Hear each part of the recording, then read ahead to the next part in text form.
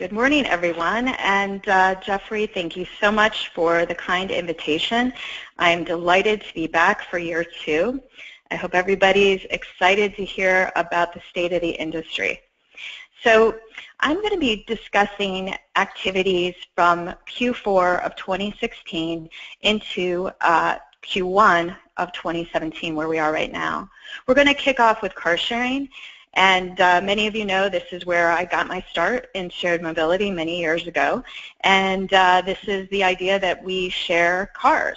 Sometimes they're business-owned cars operated by a fleet, and sometimes they're peer-to-peer. And so here's some really exciting updates that we have for you. So GM launched Book by Cadillac, and that's a luxury brand subscription model for about $1,500 a month. Many of you know GM has partnered with Uber and Lyft to provide rentals for drivers. And Car2Go, just within the last week or so, has come on board to start to provide a range of Mercedes vehicles in addition to the fabulous little smart cars they've been using for years in their fleet. BMW Reach Now has applied for permits for TNC and ride sourcing use in Seattle, and that's all we know, but stay tuned on that front. And Zipcar has launched a one-way service between Baltimore and Washington, D.C. Now we're going to move on to bike sharing. So this is the idea that people are sharing a fleet of bicycles. And sometimes these are privately owned, but in the majority of cases, this is a business-to-consumer run operation. Some developments that many of you may have heard of include the entry of some new systems into the United States. For example, in San Francisco, we received a shipment of about 20,000 Blue Go-Go bikes, and they are in negotiations with San Francisco now to look at a free-floating model that would just cost $1 a day for usage. There's also system expansion with a relay system occurring in Atlanta, and they are also going to be expanding into the suburbs.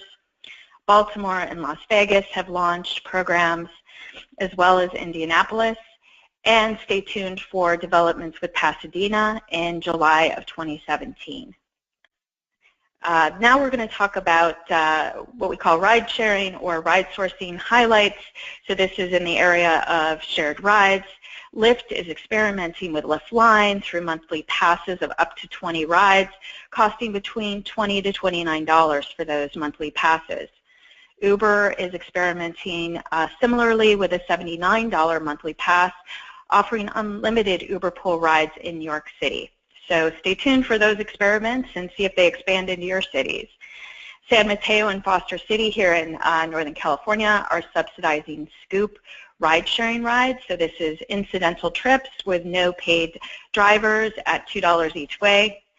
Xerox is deploying a vehicle passenger detection system to detect HOV violators. And so that's a new development that has been tested here in California along I-5 with 95% accuracy rate. So that's pretty exciting for those of you interested in how do we detect whether or not there are HOV violators in those lanes. Uber is using drones to advertise Uber Pool in Mexico City, and McDonald's is offering delivery via Uber Eats in Orlando. Next, we're going to see a slide here. If we go to the next one, I think I moved too quickly. This shows you the advertising of Uber rides with drones. So fun and interesting development there. I hope everybody's going to be safe, though, as they're driving and not paying too much attention to those drones. Next slide, we look at MicroTransit. So some developments here in the last quarter or so. Boston is, the MBTA line is working with Bridge to explore late-night microtransit service.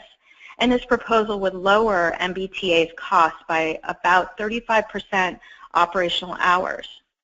Bridge is also offering urban goods delivery with BridgeBox through just in the Boston area, and you can see that through their website. Chariot, which was recently acquired by Ford in the San Francisco Bay Area, has now announced expansion into 8 cities and was even featured in a Super Bowl ad. And then finally, there's a new service coming to town in SF, and they're launching a shuttle service targeted at children, and that's called Kango. We'll move to our next slide here. Now entering into, oops, went too far again, entering into the space of smartphone apps. So this is all about the mobile app space, and we see developments here from Arrow, Translock, Google through their Google Maps outlet. We see Move It, Xerox, and Facebook, and lots of developments really across the board here.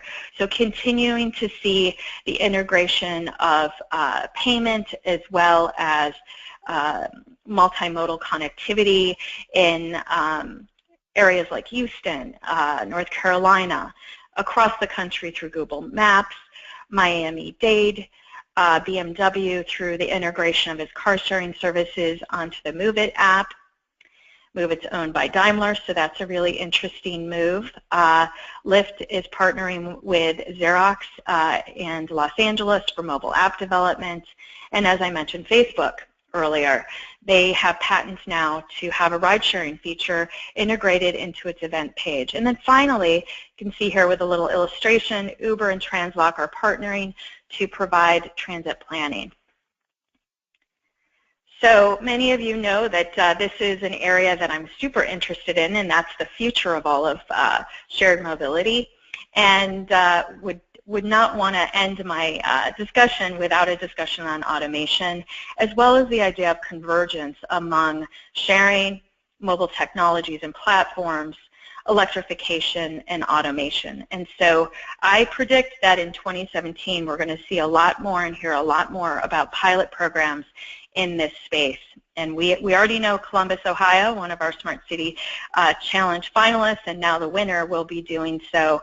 And we're also hoping to have such a pilot on Treasure Island in San Francisco.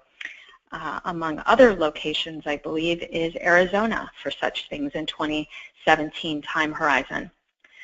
So here's a deck slide here just dedicated to automation highlights. So here we see Iowa DOT is mapping I-380 to allow for automated traffic.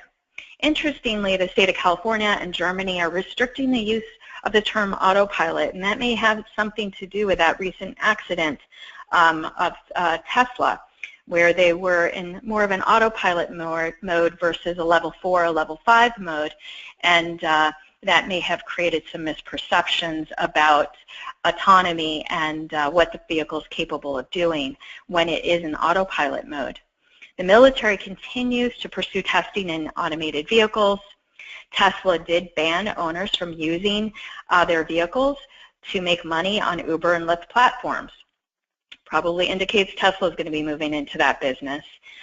BlackBerry is working with Ford on AVs. Uber's launched its AV pilot in Pittsburgh with self-driving Volvos.